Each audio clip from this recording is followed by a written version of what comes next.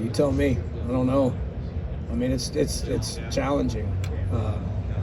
I'm not complaining. Everybody's dealing with the same thing. I mean, this is not me up here griping about not having a time to get our team prepared. It's the same amount of time that UTSA has with all the new people that they have coming in. So, we're all on the same playing field. I think, the last couple weeks of July are more important than they ever have been.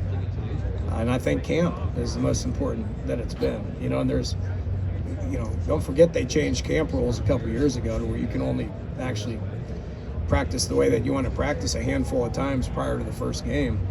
It's like the NFL, they practice, I think, 9 times prior to preseason game number 1, but they also have mini camps when we don't have mini camps. They have bigger OTA style stuff prior to us not having that. So, the rules are different, but I think we need to come together as an organization, which we're still governed by the NCAA, so they need to allow us to happen to the point to where we make some changes to be able to answer these questions a little bit better a couple weeks before camp starts.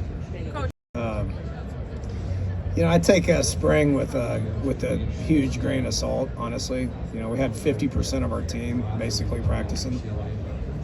I think it leads into a question of how we practice is not how we should be practicing. Other teams don't do it like this. If you're gonna practice, you kind of want to be able to practice with your team. I know spring's kind of about development, but I would sacrifice springtime to have more summertime or camp time when we actually have our full team.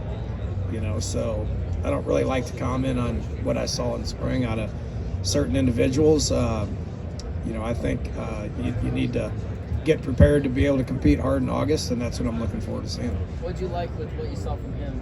I guess just as a prospect for this team this season, what he can add? I really don't want to talk about a specific one. There's 42 of them.